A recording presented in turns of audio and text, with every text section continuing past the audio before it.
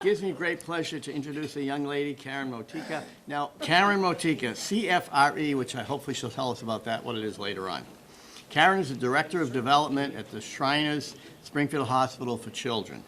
She worked for the business office from 2000 to 2009, and in 2010, Karen was transitioned to her position to establish the development office here in the Springfield Shriners Hospital. Prior to that, there was no active fundraising or billing of insurance at the hospital. The hospital was funded solely by donations and the good works of the Shriners International Fraternity. Prior to that, in her much, much younger days, like 10 years ago, she was the office manager for a surgeon, and she was also a quilter on her own. Karen is married. Her husband, Ron, works for the South Hadley Water Department. She has 2 children, and also very, very important, she has 4 grandchildren that resides in South Hadley. She enjoys gardening, kayaking, and spending time with the family. And another family member is a 110-pound black lab named Satchmo. So if we could please give a warm Rotary welcome to Karen Motika. Thank you.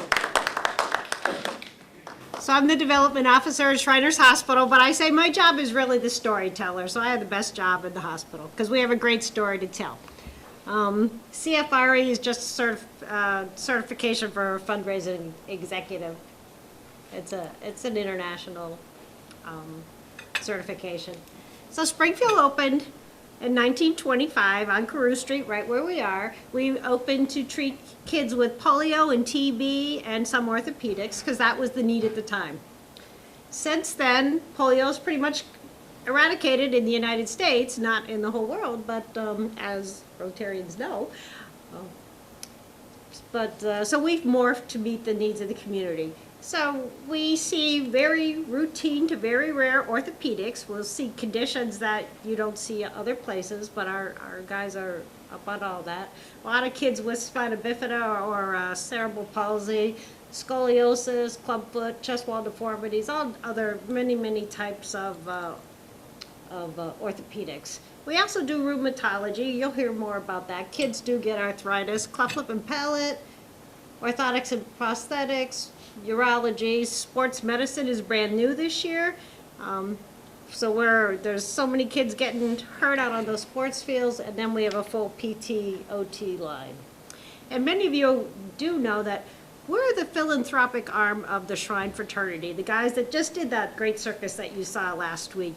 They are out there volunteering and raising money to keep hospitals, there's 22 Shrine hospitals going.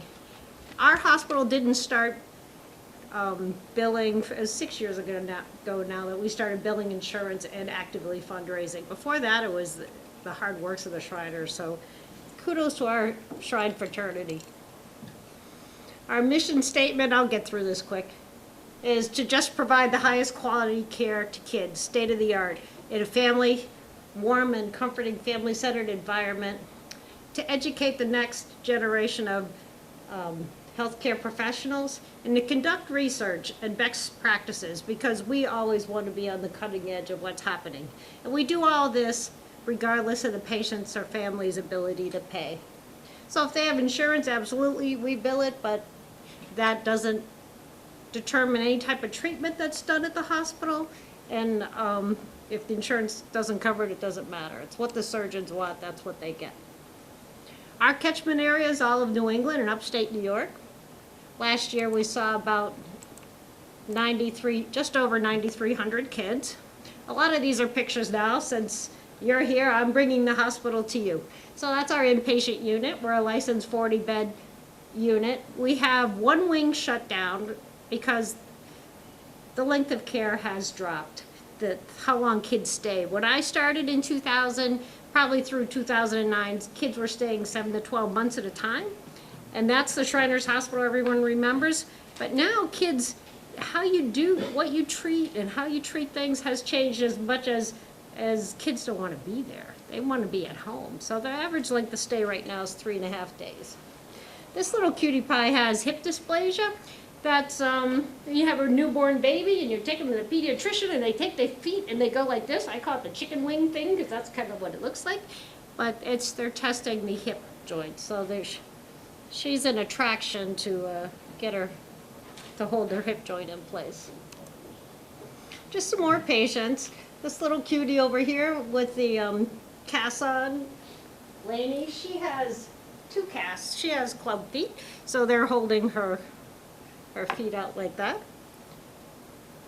And then 2 brothers, and then both 2 had hand surgery.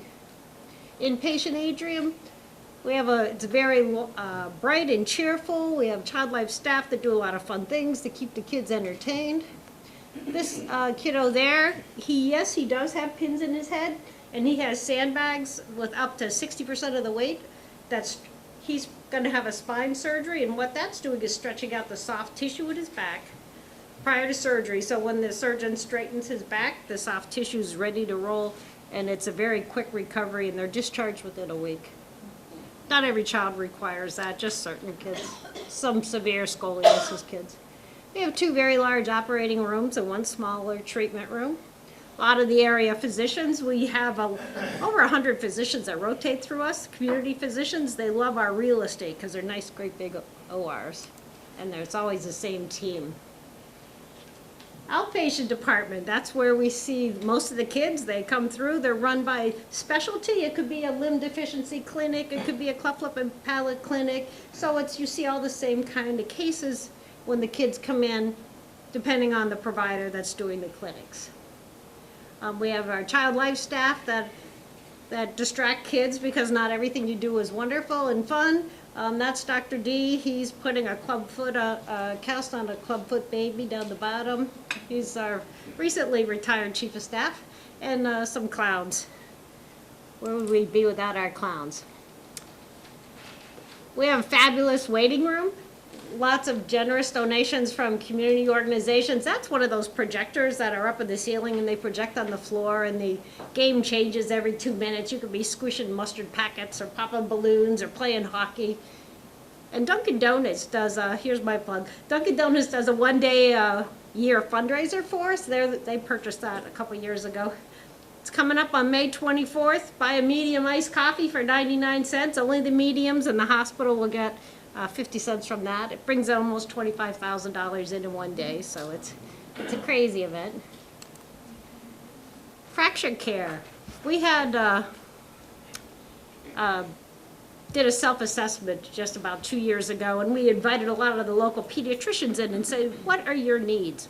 And fracture care was identified as an urgent need.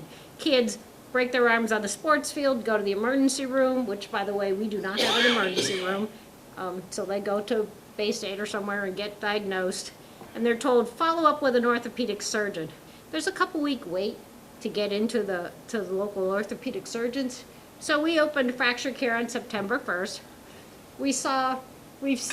This was as a year end, we saw 352 visits between September 1st and December 31st. So that's crazy. We projected we'd see 27 kids a week at our 3-year mark of being open 3 years. We're over 20 kids a week, and we're not open 7 months yet. So the pediatricians didn't lie, there was a need. Dr. Kaplan, who Adele just saw, he's a developmental pediatrician, fabulous guy, and he's also... Not as a provider, though. Oh, no, that's right, as a lecturer. He spells his name wrong. He treats the whole child. A lot of kids have other things going on, just the orthopedic needs. They might have autism spectrum. They might have learning disabilities. So Dr. Kaplan treats the whole child. He works with the schools and the families and the care coordination team to do a whole treatment plan for the kids. And they love him.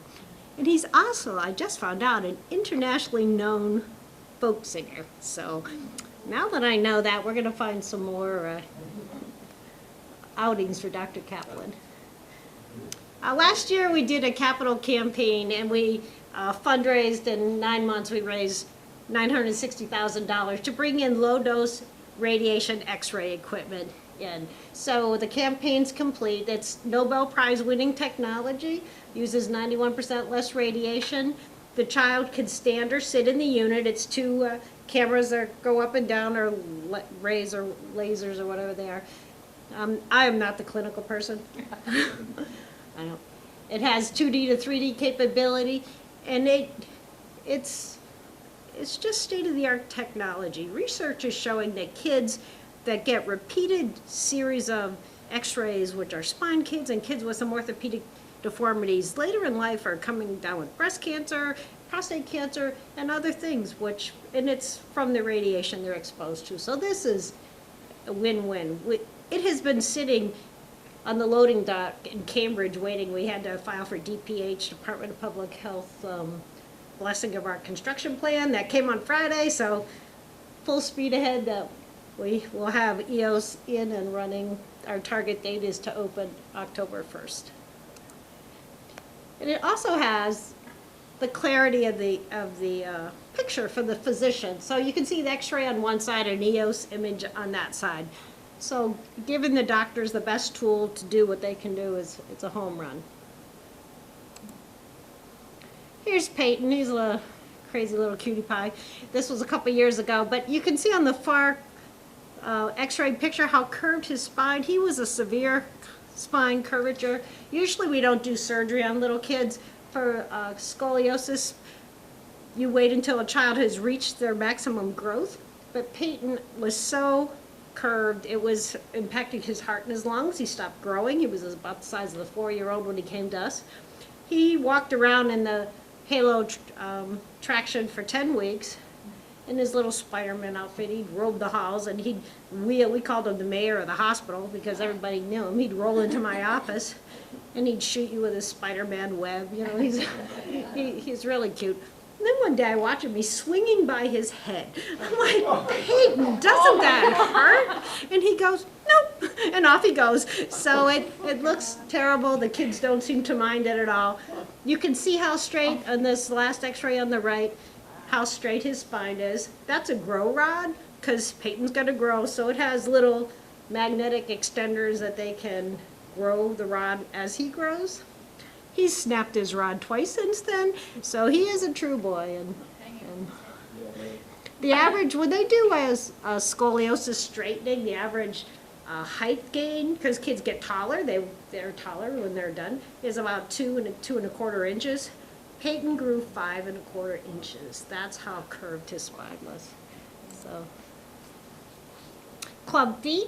If you were a patient in the 70s, you probably would have had multiple surgeries on club feet. Now it's a series of castings. They know on an ultrasound the baby's going to have club feet. And I don't know why it does that, but it just goes on its own. But you can see it's a series of castings to straighten out the foot, and then you can see the shoes with the bar. The kids will sleep in that for 2 years after the fact, and usually occasionally there's a tendon release on the heel, but sometimes not even that. We have a fabulous pediatric rehab unit. Anyone can use our rehab. They don't have to be a patient of Shriners Hospital. And while I'm thinking of it, anyone can go to Shriners Hospitals. You don't need referrals. You don't need anything. You just need to pick up the phone and call the nurse. Tell her what's going on. If it's a second opinion, or you just, you want someone to talk to, and they'll help you right away. And if it's something we offer that service for, they'll give you an appointment.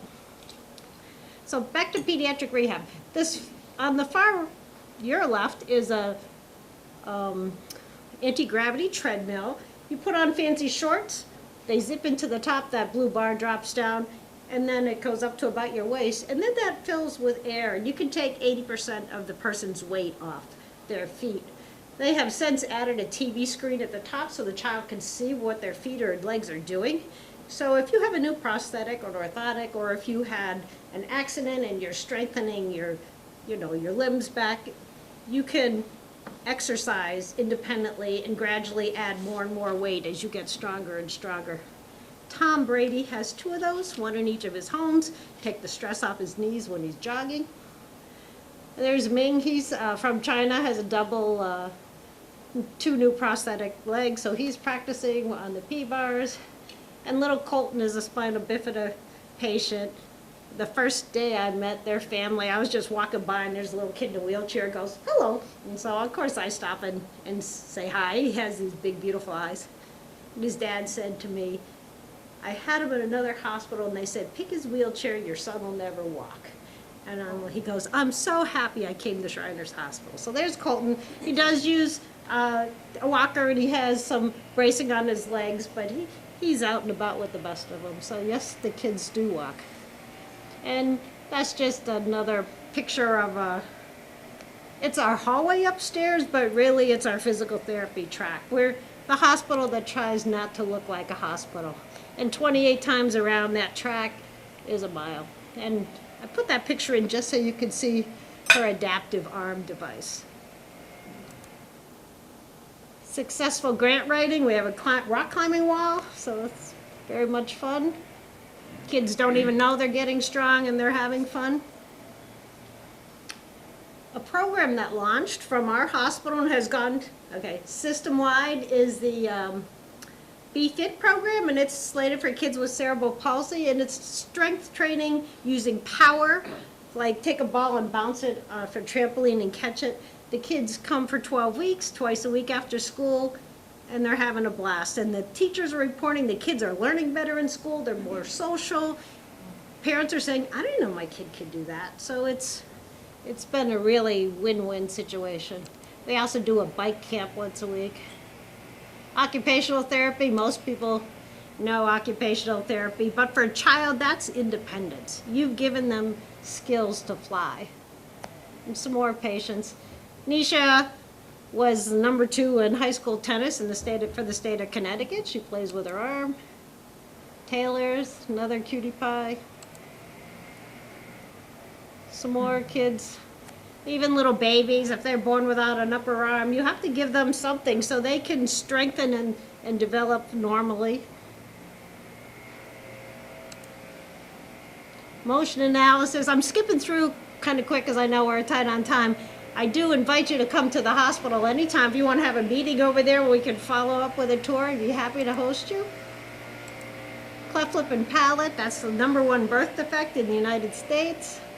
When the kids are seen for cleft lip and palate, we set all those different providers in the exam room, and the child goes from the orthodontist to the dentist to the nutritionist to the ear, nose, and throat doctor to the plastic surgeon to the geneticist to the speech and pathologist. And then that whole team sits and has lunch and talks, one child after the other, what's the next best step in that child's treatment plan. And that's why they have such excellent outcomes. He said they make the kids beautiful.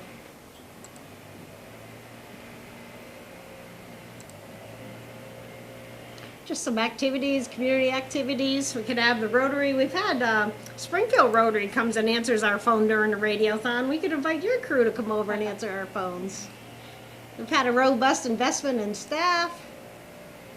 And this is the latest and greatest that's happening. We just launched a capital campaign to renovate 11 patient rooms into an inpatient rehab. That was identified as another community need. The cost is about $950,000. But kids that get hurt on a trampoline in the backyard, or a head injury from a car accident, or spinal cord injuries, brain tumors, anything that a child needs 3 hours of physical therapy, whether it's physical, occupational, speech therapy, or that combination of that daily, those kids would stay in-house 2 to 4 weeks and get that intensive therapy to really get them going again. Because a lot of brain injuries, the motor path that tells your foot to move got disconnected somehow. So that repetition, you can rebuild that in a child. So those are just some samples of the type of equipment that we'll be fundraising for. So it's really exciting, and it's exciting to know what your fundraising for is a need in the community. Right now, the kids, I actually personally know someone that got hurt on a backyard trampoline, and their family transplanted down to Atlanta, Georgia, because that's where the spinal cord care for a kiddo was. So that's Shriners Hospital in a nutshell. You can talk about the whole thing, 45 minutes each segment, but I just wanted to give you an overview. And what questions can I answer for you? Actually, it's not a question, but we were exposed, my family, at a very young age to a family that had 12 children. And one of the oldest children had some severe problems. She went through the Shriners Hospital so many years. They got her where she was able to walk completely, went to work, and retired at 65, and it's all because of the Shriners Hospital. I have the pleasure of doing a lot of tours for former patients. I just learned last week, I had a call from a woman. She said, "You saved my life in 48 and 49. I had third-degree burns." I didn't know the Springfield Hospital did burns, but the burn hospitals weren't open then, so we did burns. And I looked, maybe 5-10 years ago, the Shriner Hospital system really had some financial difficulties. Matter of fact, there was talk about closing down the Springfield Hospital. that was Have you gotten around that problem with direct billing to the insurance company now? We Or do you have. still We- have financial problems? Nope. Springfield, actually. What happened was, that was when the stock markets tanked, the endowment dropped like $4 billion. It was a crazy thing. So it was a wake-up call. Prior to that time, it was, the Shrine fraternity was so large and income was never an issue. So it was like nobody paid attention. So the stock market crashed, and that was a business plan by a group down in Florida. Said, if we close 6 of our hospitals, we'll keep all the rest open. Well, we are governed by what's called an imperial session. It's all the Shriners. And they voted at 2 months later, after that business decision was made, it was by a group that, as a recommendation, said we're not closing any hospital. We will find a way to make it all work. And that's when they decided to bill insurance. Our Springfield Hospital is number 1 in new patients. We get referrals from over 1,000 different doctors. We are in a 3-way tie to be totally free of any draw on the endowment, heading for a zero, a balanced budget, which is like unheard of for a physician, for a hospital. So we are on the top of our game financially. So it's all a good news picture. It's good.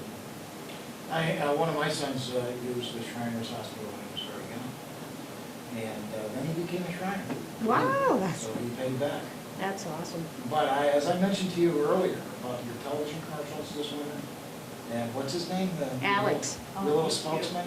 They are fabulous. He's a He's a great. great spokesman. And that was the other thing, Shriners Hospitals never spent money on marketing. If you had a tight in your budget, marketing dollars went first. And that's what did us in, I think. But now we're out in the world and everyone, we're the second most recognized children's hospital brand right now, so, with St. Jude being number 1. So, One time you brought, I think it was from the Caribbean or something. yeah. You still do that? They fund their own, but we do. We have outreach clinics. We go to Cyprus, Greece. We've been doing that for like 32 years. We go to the Dominican Republic. We haven't gone there in a couple of years. There was an immigration issue with the patients are coming, and then when they go back to we take them to the airport, they don't get on their planes and they don't return. So we kind of haven't been, but we are starting up the Dominican again. Last year we went with the Carter Foundation to Haiti. It was the first time the Shriners Hospital's gone to Haiti, so it was very exciting, and we hope to continue that collaboration. And, then we do outreach and we do 2 places up in Maine. I mean, we go up to Bangor, and then families still drive 3 hours to get to Bangor. Maine's a really much larger state than I appreciated, and we go to parts of New York as well. Time for one more question, if anyone wants. Okay, I'll make a statement then. Others have said about this. My daughter was treated at the Shriners Hospital. Actually, she had toe out, I think it was, whatever. And she, when you showed the bar there, she had the Dennis Brown bar or Brown bar, Yeah, whatever. now they call it Poncetti. They probably changed their bars, but She yeah. had that for a couple of years, and I mean, frankly, compared to everything else we saw there, that was absolutely nothing. But I'll probably never forget the day that we were told we could take the bar off. And, you know, it's really tough getting them into this when you start. Put her in her crib, and she said, bar. She didn't know, but you guys were phenomenal. Thank you. Phenomenal. And thank you for having me today. It's always a pleasure. Stay up there for a minute, please. Excuse me, pardon me. Okay, in appreciation for you talking to our club, Karen, we're going to donate a book to our children's library, and it is Where is the Green Sheep by Mem Fox and Judy Horacek. So, Thank you very much. yes, so I thank you appreciate again. that. Oh, that's all You do fabulous. great things, and we appreciate what you do. Well, So thank you. thanks. There's your copy, this copy. So thank you again. Okay, with that, I guess that brings us to the four-way test of the things we think, say, or do. Number one, is it the truth? Is it fair to all concerned? Will it build goodwill and better friendships? Will it be beneficial to all concerned? All right, thank you, everyone. Okay, you know.